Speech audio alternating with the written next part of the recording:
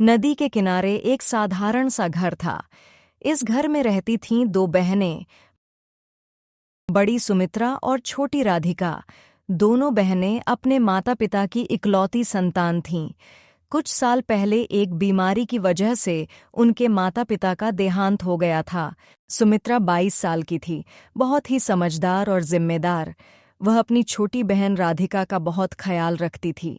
राधिका 18 साल की थी, बहुत मासूम और भावुक प्रकृति की। एक दिन शाम को राधिका बाजार से सामान लेकर घर लौट रही थी। उसके हाथ में सब्जियों से भरा थैला था और चेहरे पर हमेशा की तरह मुस्कान थी। दीदी, मैं आ गई। राधिका ने आवाज लगाई। अरे राधिका, इतनी देर कहाँ लगी? सूरज डूबने वाला है और तू अभी तक बाजार में घूम रही थी। सुमित्रा ने थोड़े गुस्से में कहा। दीदी, रास्ते में शर्मा काकी का पोता रो रहा था। वह गिर गया था और उसे चोट लगी थी। मैंने उसे घर तक पहुंचाया, इसलिए देर हो गई। राधिका ने मासूमियत से जवाब दिया। राधिका, तेरा दिल बहुत अच्छा है, लेकिन इस जमाने में अपना ख्याल रखना भी जरूरी है। हमारे पास अपनी ही समस्याएं हैं। दीदी, माँ हमेशा कहती थी कि परोपकार ही सबसे बड़ा धर्म है। अगर हम दूसरों की मदद नहीं करेंगे तो ऊपर वाले हमारी कैसे मदद करेगा? राधिका ने भावुक होकर कहा। सुमित्रा का चेहरा नम हो गया। राधिका, मैं तुझसे सख्ती इसलिए करती हूँ क्योंकि मुझे डर लगता है। अगर तुझे कुछ हो गया तो मैं इस दुनिया में बिल्कुल अकेली हो जाऊंगी। दीदी, आप कभी अकेली नहीं होंगी। मैं हमेशा आपके साथ हूँ।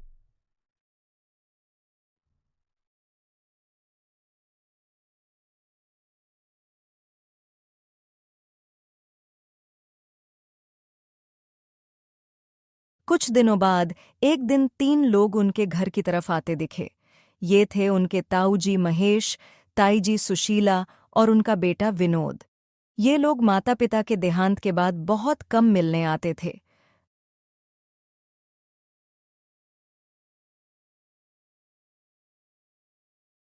अरे सुमित्रा बेटी, कैसी है तू? राधिका कहाँ है? महेश ने मुस्कुराते हुए पूछा। नमस्कार ताऊ जी, मैं ठीक हूँ। राधिका अंदर है। सुमित्रा ने शंका भरी निगाहों से देखते हुए कहा। बेटी, हम तुम दोनों के लिए एक अच्छा प्रस्ताव लेकर आए हैं। तुम्हारे पिताजी की जो जमीन है वो तो यूं ही बंजर पड़ी है। तुम दोनों लड़कियां उसका क्या करोगी? तुम हमारे साथ शहर चले आओ, हम तुम्हारा अच्छा ख्याल रखेंगे। सुशीला ने मिठास से भरी आवाज में कहा। लेकिन ताई जी, हमारी जमीन का क्या होगा? सुमित्रा ने सवाल किया। अरे, वो जमीन तो वैसे भी हमारे खानदान की है। हम उसकी देखभाल कर लेंगे। तुम निश्चिंत रहो। विनोद ने चालाकी से जवाब दिया। सुमित्रा को यह बात सही नहीं लगी। उसे समझ आ गया कि ये लोग उनकी जमीन के लालच में आए हैं। ताऊ जी, हमें फिलहाल कहीं जाने की जरूरत नहीं है। हम यहीं खुश हैं। अच्छा सुमित्रा, अभी तुम छोटी हो, समझ नहीं रही। जब मुश्किल में पड़ोगी तो हमारे पास ही आना पड़ेगा। महेश ने थोड़े गुस्से में कहा। तीनों वहां से चले गए, लेकिन राधिका ने घर के अंदर से यह सारी बातें सुन ली थीं। दीदी, क्या ताऊ जी सच में हमारी मदद करना चाहते हैं? नहीं राधिका, वे लोग हमारी जमीन हड़पना चाहते हैं। हमें बहुत सावधान रहना होगा। लेकिन दीदी, वे हमारे रिश्तेदार हैं। भला वे हमारा बुरा क्यों चाहेंगे? राधिका, रिश्तेदारी सिर्फ नाम की होती है। असली रिश्ता दिल से होता है। जब माँ बाबूजी थे तो ये लोग कभी नहीं आते थे। अब अचानक हमारी फिक्र हो गई है इन्हें। सुमित्रा ने कड़वाहट के साथ कहा।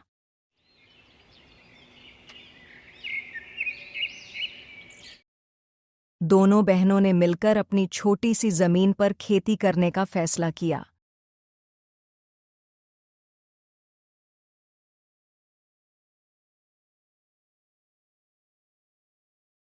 उन्होंने दिन रात मेहनत करके सब्जियां उगाईं और उन्हें बाजार में बेचकर अपना गुजारा चलाया। कुछ महीनों बाद एक दिन सुमित्रा और राधिका अपने खेत में काम कर रही थीं। तभी उन्होंने देखा कि उनकी जमीन के बीच में कुछ खूंटियां गाड़ी हुई हैं। राधिका, ये खूंटियां यहाँ कैसे आईं? कल तो ये नहीं थीं। सुमित्रा ने चिंता से कहा। दीदी, लगता है कोई हमारी जमीन को बांटने की तैयारी कर रहा है। राधिका ने डरते हुए कहा। तभी दूर से महेश, सुशीला और विनोद आते दिखे। उनके साथ एक अनजान आदमी भी था। अरे बेटियों, घबराने की कोई बात नहीं। हमने सोचा कि जमीन की माप जोख करवा लेते हैं, बाद में कोई झगड़ा ना हो। महेश ने बनावटी मुस्कान के साथ कहा। ताऊ जी, हमने कोई माप झोंक करवाने को नहीं कहा था। सुमित्रा ने सख्ती से कहा। अरे ये जमीन अकेले तुम्हारे बाप की नहीं थी, इसमें हमारा भी हिस्सा है। हम सिर्फ अपना हक मांग रहे हैं। विनोद ने चालाकी से कहा। झूठ। हमारे पिताजी ने कभी नहीं कहा था कि इस जमीन में किसी और का हिस्सा है। सुमित्रा, तुम छोटी हो, कानूनी मामले नहीं समझती। हमारे पास सबूत हैं। सुशीला ने धमकी के अंदाज में कहा। सुमित्रा ने फैसला किया कि वे इस मामले को गांव के सरपंच के सामने ले जाएंगी। दोनों बहनें गांव की चौपाल में पहुंचीं, जहां सरपंच राम सिंह बैठे थे। सरपंच जी, हमें आपसे न्याय चाहिए। हमारे ताऊ जी हमारी जमीन हड़पने की कोशिश कर रहे हैं।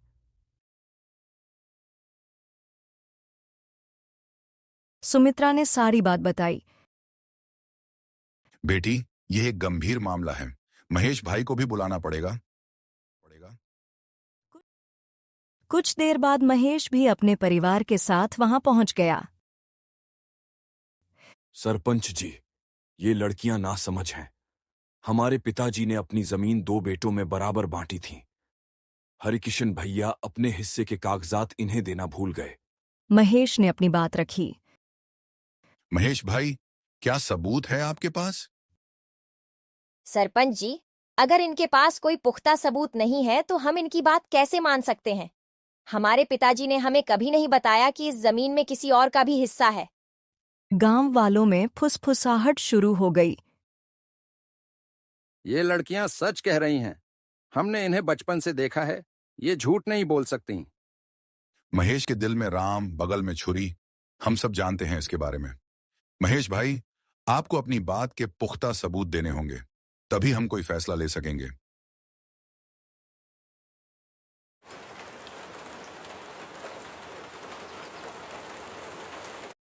कुछ दिनों बाद अचानक महेश के धंधे में बड़ा नुकसान हुआ। उनकी छोटी फैक्ट्री में आग लग गई और सब कुछ जल गया। जिस व्यापारी के साथ वे काम करते थे, वो भी अपने पैसे वापस मांगने लगा। महेश, मेरे पैसे वापस कर दे। तेरी फैक्ट्री जल गई है तो इससे मेरा क्या लेना देना। सेठ जी, मुझे कुछ समय दे दीजिए। मैं आपके पैसे जरूर लौटाऊंगा। नहीं, मुझे अभी चाहिए। या तो पैसे दे या फिर अपनी जमीन गिरवी रख। मजबूरी में महेश को अपनी जमीन गिरवी रखनी पड़ी। घर आकर महेश ने अपनी पत्नी सुशीला से कहा। सुशीला, हम बर्बाद हो गए। फैक्ट्री भी चली गई, जमीन भी गिरवी रख देनी पड़ी। अब क्या करेंगे हम? सुशीला ने चिंता से पूछा। मुझे लगता है यह सब हमारे बुरे कर्मों का फल है। हमने सुमित्रा और राधिका के साथ जो व्यवहार किया वह गलत था। हाँ, आप सही कह रहे हैं। अब तो सिर्फ ही हमारी मदद कर सकता है। क्यों न हम सुमित्रा और राधिका के पास जाकर माफी मांगें? हो सकता है वे हमारी मदद कर दें। लेकिन वे क्यों करेंगी हमारी मदद? हमने उनके साथ इतना बुरा व्यवहार किया है। कोशिश करने में कोई हर्ज नहीं। और वैसे भी अब हमारे पास कोई और रास्ता भी नहीं है। तीनों ने हिम्मत जुटाकर सुमित्रा और राधिका के घर जाने का फैसला किया। सुमित्रा बेटी, सुमित्रा बेटी, राधिका बेटी, हमसे बहुत बड़ी गलती हुई है। हम तुम दोनों से माफी मांगने आए हैं। सुमित्रा और राधिका को बहुत आश्चर्य हुआ। ताऊ जी, अचानक क्या हुआ आपको? सुशीला ने आंसू भरी आंखों से सारी बात बताई, कैसे उनकी फैक्ट्री जल गई, कैसे उन्हें जमीन गिरवी रखनी पड़ी। हमारे पास अब कुछ भी नहीं बचा है। हम समझ गए हैं कि यह सब हमारे बुरे कर्मों का फल है। ताऊ जी, ताई जी, आप परेशान न हो, हम आपकी मदद करेंगे। राधिका, सुमित्रा ने चेतावनी भरी आवाज में कहा।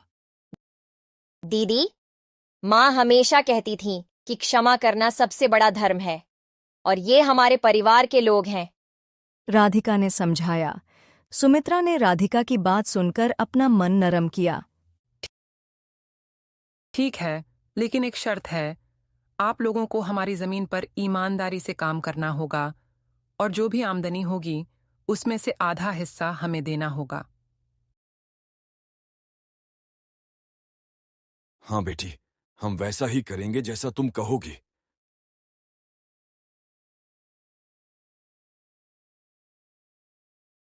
इसके बाद सभी ने मिलकर खेती का काम शुरू किया। महेश और विनोद ने पूरी मेहनत से काम किया।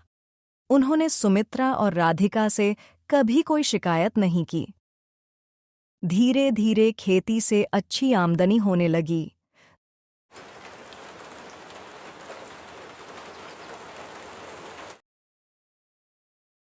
राधिका, तेरी वजह से आज हमारा परिवार फिर से एक हो गया। सुमित्रा ने अपनी बहन को ऐसी कहा। दीदी, माँ ने सच कहा था, प्रेम और क्षमा से हर समस्या का हल हो जाता है। बेटियों, तुमने हमें जीवन जीने का सही रास्ता दिखाया है। लालच में अंधे होकर हमने अपने ही रिश्तों को खराब कर दिया था। ताऊ जी, जो बीत गई सो बात गई। अब हम सब मिलकर खुशी से रहेंगे।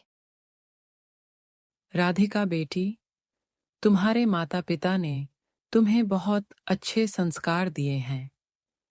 तुम्हारी वजह से आज हमारे परिवार में फिर से प्रेम और एकता आई है।